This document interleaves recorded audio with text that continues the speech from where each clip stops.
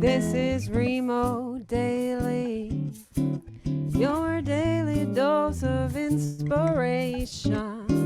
I have the honor to host you today on Remote Daily. My name is Felix. I welcome you to this wonderful virtual space where we today discover the future of sustainable fashion.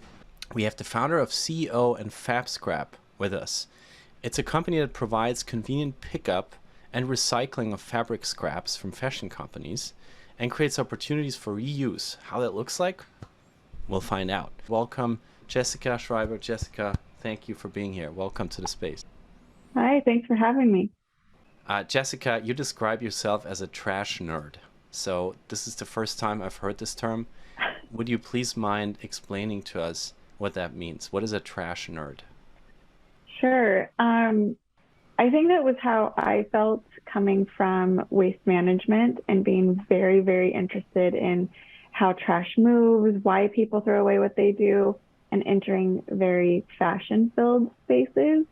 It was a way to kind of quickly get to like my interest in a specific topic and kind of share my background a little bit.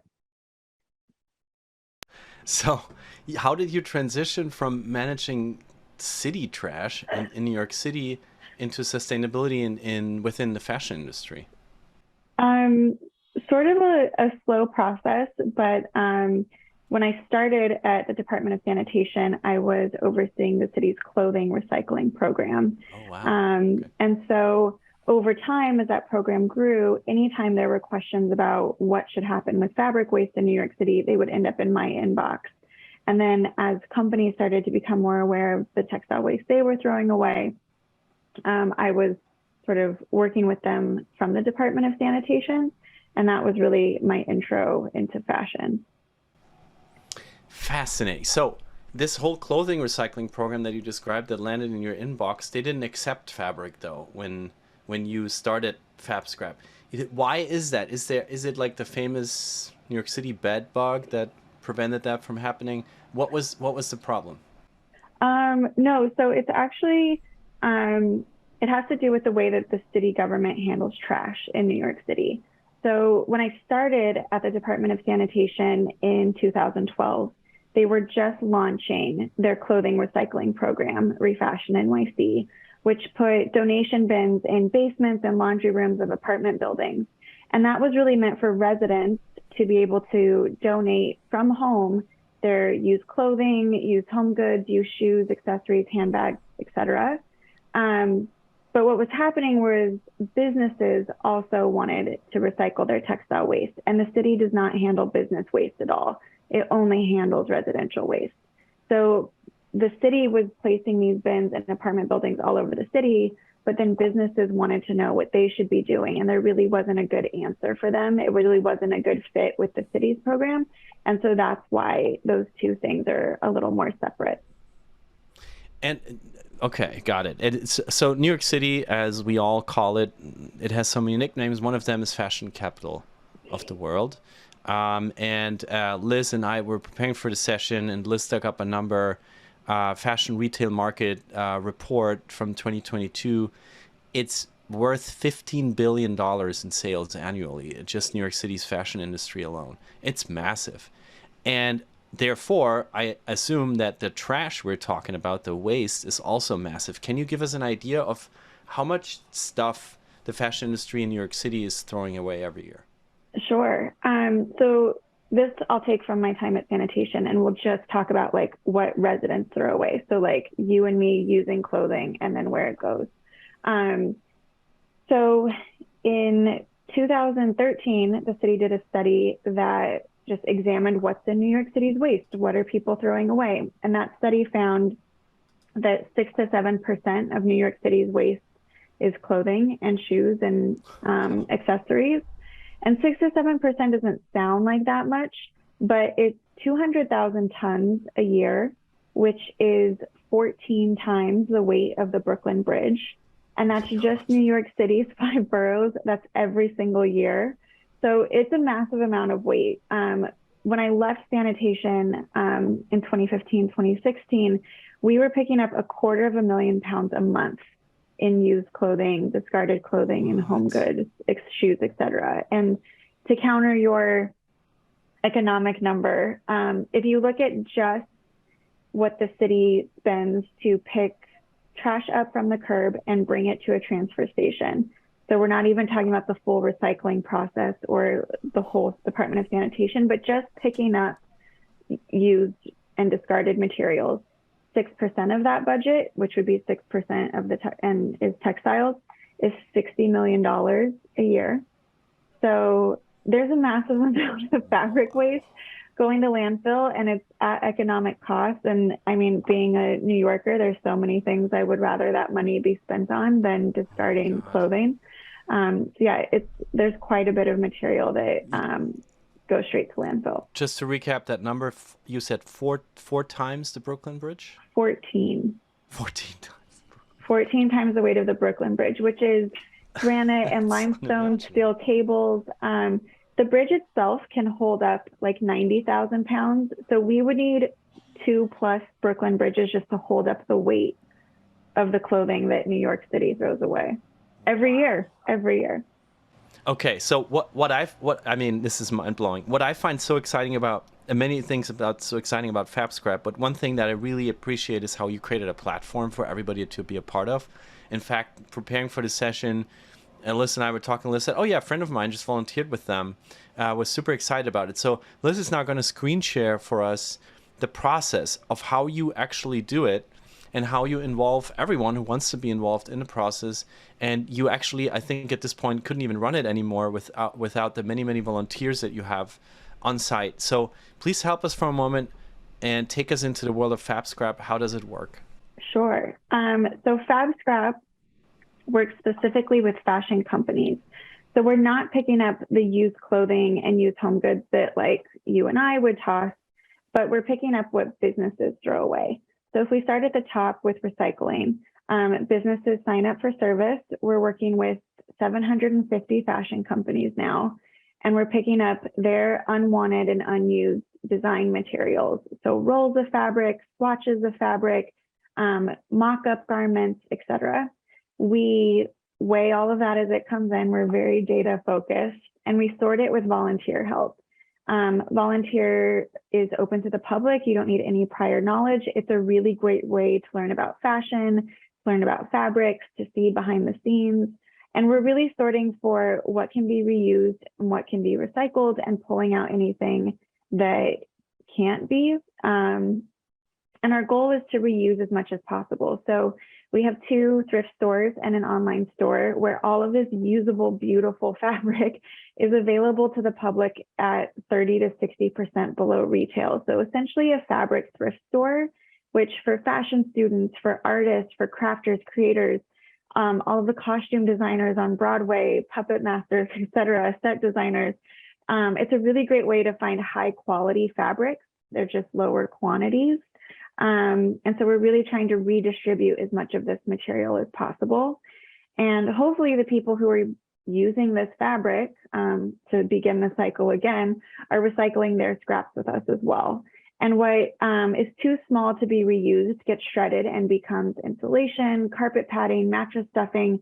So we're really trying to provide a circular solution for the business side, really trying to hold the businesses who create waste accountable. So I got to know you when you opened your actual facility in the Brooklyn Navy Yard. When it was open, you were one of the first people there, and I was immediately blown away. But you just talked about the shop. So there's an online store through your website, but where's the actual like physical location for everybody who is in New York from our community or traveling through the city at times? Where should we go? We are at the Brooklyn Army Terminal. That's where our offices are, our main warehouse, but also our fabric thrift store. And then at the end of 2021, we opened another location in Philadelphia, in South Philadelphia in the Bach building. And both of those have fabric thrift stores. For 2019 to 2021, we also had a retail location near FIT in the Garment District of Manhattan. When that lease ended, we didn't renew it because we were opening in Philly, and we'll probably return to retail again in Manhattan soon. But for right now, it's our 2 warehouse locations and our online store. Wow. And we just saw the many, many brands we're working with. I saw some late night shows on there as well, Mhm. as we're a talk show Yeah. too, a rather sustainable one, I would say. Is there maybe an example that you can give? This is very specific, putting you here on the spot, but how much actually how much waste a talk show produces? Um, I mean, not as much comparatively to like a fashion office, obviously, but I would say we probably pick up every 2 to 3 months from shows. So it was really interesting to see when we launched. I thought it was going to be mostly fashion, but we do have a really, really strong base of interior design companies who have signed up for service. Hmm. And then the entertainment industry followed too. Several Broadway shows, a few movie and TV sets and their production teams. And then, yeah, the late show signed on as well. Fantastic. And I'll quickly share an Instagram video. I highly recommend your Instagram account. It's really a good introduction to what you do, because it's, of course, fascinating to see how you actually do it when you then move on. You know, we have now seen in the process, the things have gone into the shop, but this is where the actual transformation is happening. So what is going on here, and why is that so important? Yeah. So we really try and reuse as much as possible. So about 60% of the material that we get is available in our shop. But that other 40% is just too small to reuse. There's only so many 6-inch squares of fabric that you can store and save and organize. So what's too small to reuse, we take in bulk to a partner in New Jersey. This is one of the shredding machines. And you can see the small pieces kind of go in the top, and then they get ground up into this low-grade fiber pulp. It's called shoddy. And shoddy is really incredible. It's used in a lot of different industries. It's used in carpet padding, mattress stuffing, insulation, soundproofing. It's used quite a bit in the automotive industry to line car doors. And so about 40% of what we receive will get shredded and become insulation or shoddy.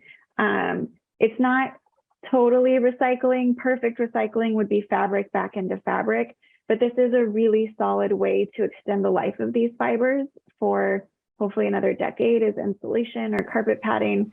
So it does keep things out of landfill for a longer amount of time and retain the value of some of these. Some of this fabric is pretty environmentally intensive to create, so retain some of those resources in a useful way. Yeah, one really hard thing, and I'm going to stay off camera for a moment because my camera overheated, which is an interesting problem to have. So I'll be podcasting here for a moment. But Liz has actually some images from, you know, your actual warehouse that we can now screen share, Liz, that shows like the amount of things you have to go through every month, every day, the amount of stuff that is landing at your place, and I think it's quite. Like, is this your biggest problem, just managing space? Space is a big one. We, on average, now are bringing in about 6,000 pounds of fabric every week. So we weigh everything. We maintain the brand identity all the way through sorting, so that we can give brands their environmental data. So I would say it's space and organization, and then just tracking things as they move so that we know where things are going. But yeah, we're picking up about 6,000 pounds a week. So as quick as we can bring it in, we also try to very quickly sort it and get it to its end destination, or get it into the shops so that it's accessible for people to reuse in their creative projects. And the impact of FABSCRAP is quite amazing. Can you share a few numbers with just how much you have actually impacted our planet by setting up your organization? Sure. This is from an Earth Day campaign that we did. We had just passed 1 million pounds saved from landfill. And there really is a environmental savings there. In terms of CO2, I think most of that saving comes from having to not make new fabric. So because it's so intense to either use crude oil to create plastics, to create polyester, or to create the farmlands and harvest and process cotton, linen, silk, etc. It's so intense to make new fabric that I think most of the savings from saving fabric from landfill and redistributing it is that you're not having to use and create new fabric. It's maintaining what already exists. So yeah, we use the trees planted figure quite a bit. It's not quite exact, but we give our customers the rough estimate that for every 10 pounds of fabric they save from landfill, it has the CO2 equivalent of planting a tree. And so I think for our customers to see that, and we're a little different than most fabric thrift stores. We sometimes sell by weight, like it's $5 a pound to come shop at FABSCRAP. So for every 10 pounds, you're essentially planting a tree with the fabric that you're saving from landfill. Amazing. Who are the main buyers? Like, who are actually buying from you? You are a nonprofit, but you're selling actively, as you said, through the store, 60%. So who's buying? A lot of fashion students. This is like designer fabrics. What's really cool is that in some cases we're getting fabrics that you can't even buy at retail because the designers that we're working with have such exclusive relationships with mills all over the country. And then we're getting what they decided they didn't want or didn't use. So like incredible things from Oscar de la Renta, Carolina Herrera, Marc Jacobs. We're getting these beautiful fabrics. They're just lower quantities. And so it's great for students who don't need production level amounts of fabric. And sometimes when you shop for fabric, there's a 10-yard minimum, a 20-yard minimum, which is just overwhelming for someone who needs a couple yards for their project. So a lot of fashion students. Also, we have the scrap bins, which are pay what you wish. So if you want to pay zero, that's okay. Overall, our goal is to give away as much fabric as we sell. So fashion students, a lot of emerging designers who really want to start their line differently. This is a super affordable and sustainable way to start your Etsy business. And we've got really beautiful and like a huge range of fabrics to choose from. Leathers, yarns, buttons, zippers, trims, everything. That is actually something I wanted to ask you. Like, what are some of the oddest fabrics you have received? You're going through so much stuff every day. Even on that image, you could see parts of shirts and aprons and linens. Like, what are some of the oddest things that came across your desk? There's been a few things where it's like, this is really out there. We did once get a sample because we do get leathers and furs and all kinds of experimental fabrics. So we've seen like the pineapple leathers come through, the mushroom leathers come through. We saw kangaroo fur once, a little swatch of kangaroo fur. We once got a swatch that had 14 karat gold woven in. So really like we see some incredibly wild materials. Wait, gold? Like, need you recycled? Like, what do you do?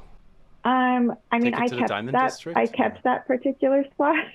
It's on my desk in my office because it was so novel to me. So we don't see that often. That was a special case. And the volunteer was like, I don't know how to sort this. I don't know what to do with gold lined fibers. Kicking off a gold rush. At the FABSCRAP volunteer office. Wow. And I think one thing that I heard from you was also, we all know that in the US, when there's a big sports event or a political campaign, T-shirts getting produced by the thousands or even the 10,000s. And I think I remember you also saying that you come across failed political campaigns. Yeah, so this is where we're a little bit in between pre-consumer and post-consumer. So for the most part, we really try and focus on pre-consumer, the raw materials, design materials, but there's businesses and there's organizations that sometimes have finished goods that they do not want to donate or resell and send to market for whatever reason. For example, we had a company that did a collab with a celebrity. They made all the merch, hats, sweatshirts, t-shirts. That collab didn't happen. It fell through. Obviously, they don't want to donate that. They don't want to put it up for sale. So they worked with us to shred it, to recycle it. a political candidate, like you Did you mentioned. shred a Kardashian? Is there any names you can? It was not. Um, yeah, but like you mentioned, the political candidate made all of their campaign T-shirts and then didn't get the party's nomination. So Yeah, we they never think sent those about these T-shirts people. to us. We've worked with a couple companies when they do a uniform refresh, a uniform rebrand, to take their old uniforms and make sure that they're destroyed. So there's case by case where we do work with finished products. But we really, really try and see if there's a way where it could be donated or resold first, because that's a better use than shredding. You help so many people. It's incredible. Even the people that fall off the earth, you help them. You make them happy by saying, I'll take it. I'll take your 10,000 sweatshirts. No problem. But where do you actually get your funding from? I assume that in the beginning you came from a lot of knowledge, as we talked about, Department of Sanitation. You had all the numbers, all the insights, but it's not easy to get funding for this venture because you were doing something that in New York City hasn't been done before. Mm-hmm. So how did you actually get off the ground, and where do you get your money from today? Good. That's a good question, because it is creating an industry that didn't exist. Like, there was a pretty strong nonprofit presence for post-consumer, but there was nothing for pre-consumer. There was nothing where businesses had the opportunity to properly recycle their fabric waste. And I think that was because it was a pretty hidden problem. Unless you worked in the industry, you don't really think about how much fabric is wasted before the clothing's even made. And so unless you were part of the industry, it wasn't super clear that this was a problem that needed to be solved. And so my first sort of fundraising experience was actually pitching this idea on a television show. I pitched the idea on Project Runway Fashion Startup, cool, which was Project Runway's one season attempt at like a Shark Tank spinoff. It didn't get renewed for a second season, so I'm really glad I was there for the first one. But I pitched this, and it was great because it was a panel of people very familiar with the industry. They were like wanting to see like what's next in fashion. And I came to them with like, well, what I think needs to be next in fashion is some problem solving with the supply chain and the waste. And so 3 of the 4 investors on that show made contributions, and they actually encouraged me to go nonprofit. And so they were seed donations to help me get off the ground. And even in going nonprofit, I didn't change my business model because now, as we're 6 years in and surviving and growing, the way that we sort of have funding to operate is because we're meant to be self-sustaining. The businesses that work with us pay a recycling service fee. The same way that they would pay for their trash pickup, for their paper recycling, we ask them to pay for their textile recycling. And it is super important to me because it holds those businesses accountable for their waste. It enters their bottom line. It becomes an operating expense. Ultimately, hopefully that convinces them to reduce some of this waste, to reduce costs. So service fees on the B2B side, where we're working with businesses, and then our fabric sales on the B2C side. And between those two, we're pretty self-sustaining. We do a good amount of fundraising and grant writing for our big moments of growth. So our expansion to Philadelphia was grant funded. We're fundraising now to buy our own shredder, hopefully in the future to open in Los Angeles. So we're always fundraising as a nonprofit, FABSCRAP.org/donate, but we do at least maintain our core operations through fabric sales and service fees. So just open in Philly, looking into LA. So it's working what you're doing, and it's crazy because you really created a new industry, as you said. And 3 of the 4 fashion sharks bought into it. Congratulations. It is always good to be on TV shows, even if they get scrapped after after the first season. And so you have been doing this for 7 years now, Jess. And as you said, you're a pioneer in this industry. You're doing a lot of things that nobody has done before, but you're reducing these 14 Brooklyn bridges, scrap after scrap. How much have things actually changed in the fashion industry, just looking at waste, since you started 7 years ago? Please give us some good news. Yeah. That's or that's not? an it's an interesting question. Where I'll start with where I have seen changes. In the last, because if we consider like 2012 when I started working in youth clothing with sanitation, it's been about a decade. So in the last 10 years, I would say the attention on resale and rental has really, really increased. Things like ThreadUp or the Real Real, et cetera. And now we're even seeing brands take that in-house and start rental programs in-house or take back their own items. So resale and rental have really increased. And I think that's a trend that will continue and become more important. Where I haven't seen as much activity, and I think it's really needed, is in the fiber to fiber recycling. It's difficult. It's difficult because so much fabric now is a blend. There's most of the technologies that I've seen to go like fabric to fabric or fiber to fiber, you need 100% cotton or you need 100% nylon. And so when things are blends, it's really hard to take that apart. It's really hard to identify what fiber is which. You end up with a lot of waste either way.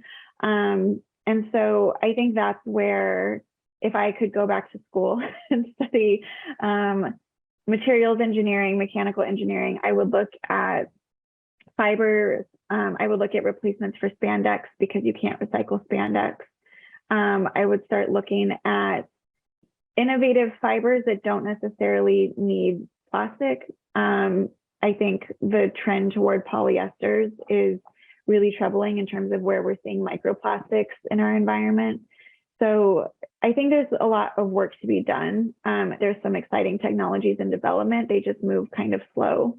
And so the last thing I'll note there is where I've also seen change is on the consumer side.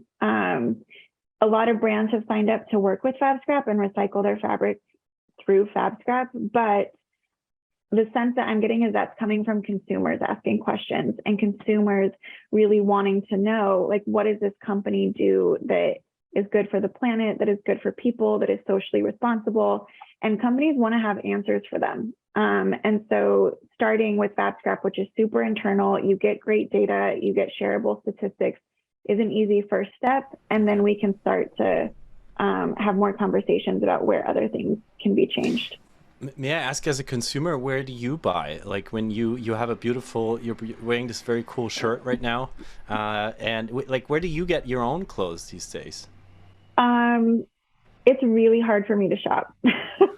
It's sort of like I kind of know how the sausage is made at this point, and so it's really hard for me to shop. We do get a lot of samples that come through FABSCRAP. And so I tend to shop FABSCRAP quite a bit, and some of them just need a little bit of mending and they're totally good to go. So my mending skills have really improved over the last couple of years. When I do buy new, I try to look for things that are natural fibers.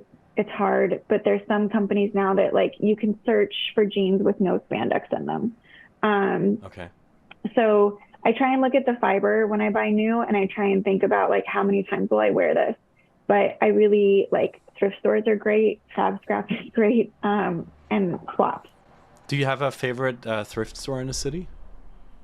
There's one in my neighborhood that's pretty good. It's just like a local place in Sunset Park. And then I've always been a fan of Buffalo Exchange, like since college. So I still bring stuff to Buffalo Exchange. Buffalo Exchange has been around for a long time. I believe they have a few locations in the city, but I think all over the country even. Yeah, I think they're nationwide. And Liz also is sharing some love here for Buffalo Exchange in the chat. Karis is asking, do you have a jeans brand that you can recommend? I love, by the way, you comment, I know how the sausage is being made. The old butcher's problem of going shopping. You have that same thing. You stand in front of a rack and you're like, I can't. But do you have a jeans brand that you favor because you know how their sausage is being made? I mean, it's really hard to see into anybody's supply chain. Levi's is one company where you can select like no spandex. I want cotton only. I think that they've been talking about sustainability for longer than most companies in the fashion space. pretty committed to making like jeans that last so that they can be reused and reworn, they can be mended. So Levi's, I think, just as like a classic denim brand, at least give you some options to fit some of the sustainability criteria. Yeah, and Rashad put in the chat the gym rats, so I wasn't actually aware of that either, that we're all wearing spandex. I mean, I think the pandemic has been a spandex boom. I only know that spandex is made from petroleum partly, as so many things in our daily lives. But it seems like, as Rashad says, the gym rats are at fault. We're really like, with our athleisure kind of lifestyle, we're not helping really. Is there some truth to that? I'm not going to blame the gym rats entirely.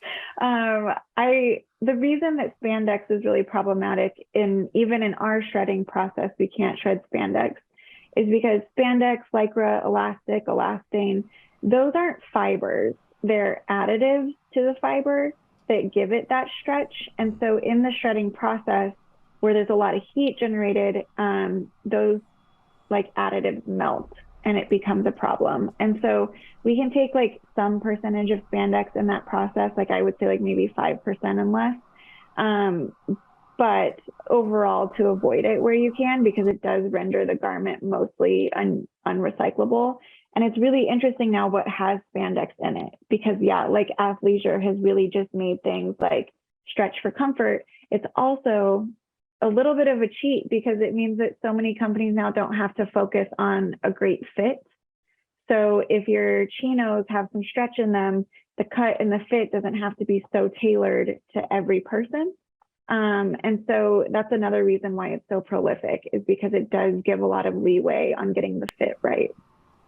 Wow. I'm learning so much from you.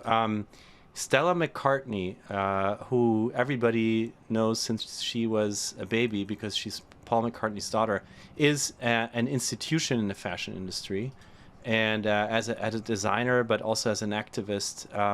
And she introduced a bill January this year, the Fashion Sustainability and Social Accountability Act, that would require companies with significant revenue, I think north of $100 million in New York, to disclose everything, their whole procedure, as you said, the supply chain, their climate targets, their due diligence. Very, very interesting. She was part of the team, of course. She didn't introduce this bill alone, but she made it. She brought it to the news and to attention. It didn't pass. However, though, what do you think? Because obviously we're talking about something systemic here. What do you think about political change? Is it coming? I think that's going to be where we start to see real shift. And that didn't pass, but there is another bill that's been introduced called the Fabric Act, which is asking for more accountability in the fibers used, in the fabrics used, the dyes used, how much is produced. So not just like overproducing. Like, side note, companies now expect about a 50% return rate from online shopping. And rather than put that back into their inventory and restock it, if you send something back, often it goes to the landfill. And so that's just part of their overproduction is accounting for these returns. And so the Fabric Act, really thinking through some of these things that are problematic in the process, in the supply chain, in current practice, that is still in play. It was started in New York State. And I think there's a real place for policy here, because we've had a lot of companies sign up for our service, not because it was required, but because customers were asking. And there's only, I think, so much that companies will do voluntarily. It's got to be really easy. It's got to be pretty cost effective. And that really doesn't include a lot of transparency or disclosure. And so I think for there to be some regulations around particularly the reporting, and then end of life, what's being used. I saw someone just commented that it's working in Europe. I know France was one of the countries that just, I don't know all of the details, but they have pretty progressive, I think, fashion waste and fashion regulations. And one of them is even limiting the number of fibers that can be used in a fabric to make things more recyclable. And so I think we're really starting to see the like the regulation come because that's where there's going to be real change. It's going to hold people responsible. It's going to limit what's possible. And the free for all of just put plastic, put rubber, put cotton all together in this one garment, I think we're going to start to see that sort of get reined in a little bit. And I hope that leads to a lot more transparency in the supply chain, not just for fibers used and for the waste, but for how human rights is included in that discussion and where our products are made and who's making them and how they're compensated. So I hope that there's a lot more transparency across the board. Mm-hmm. I just found what you talked about in an article from the New York Times. France announced that every item of clothing sold within its borders would require a label detailing its precise climate impact by the end of next year. They introduced this in the summer, in July, which again brought another reckoning with climate to Europe. Is that for you? Is that the way? Is that the way to do it? Is that the way to go? I think it's a step. And I think it gives a lot of information to consumers to make choices as well, which is really important. And so I think there's some education that has to happen on our end as the shopper to know what those fibers mean, what those dyes mean, and going even a step further to care for our clothing properly, to mend our clothing, to use our clothing for as long as possible, to know what the best end of life destination is. And so I think that transparency helps start that conversation. And I do think it forces brands to be really accountable for the resources that they're using, and start to internalize that. Like, it's not easy to track all of that down, but like, it's really important to share and internalize those costs and internalize the whole supply chain in a way that has some accountability with it. Wow. So it's really on us here to change things around. And I think you gave a lot of very tangible advice, Jessica. Go to the thrift stores, go to the FABSCRAP locations and buy there. Go online to FABSCRAP, where you can also buy beautiful scraps and garments. And just think about how long you're actually using the next piece of clothing that you're buying.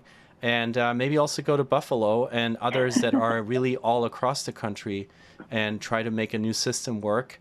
And maybe volunteer with FABSCRAP on site. I have seen and heard from people doing it how much fun it is, and I hopefully can do it next year. I'm really looking forward to it. And I want to just thank you, Jess, for taking time out of your baby moon vacation. Congratulations again to be here with us on Remote Daily today.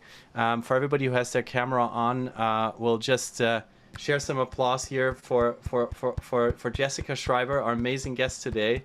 And Jessica, is there anything that we can do to support you? Any last words you want to share with us?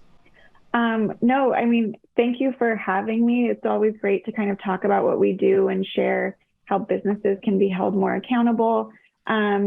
Volunteering is great. We give you free fabric as a thank you for volunteering. So volunteer, shop. We also have online classes. So if you're unsure how to start with fabric and making your own clothing or making your own items, we have a lot of like intro classes too to get you started on that new craft or hobby. But yeah, I just appreciate being able to share our work. Thank you, Jessica. And that said, we want to support you going forward. We hope you come back with many more locations, many more members of your family the next time we speak. Please stay healthy, take care of yourselves, and take good care of your clothes, and maybe stop by at FABSCRAP. Thank you, Jessica, and have a good weekend, everyone. Cheers. They say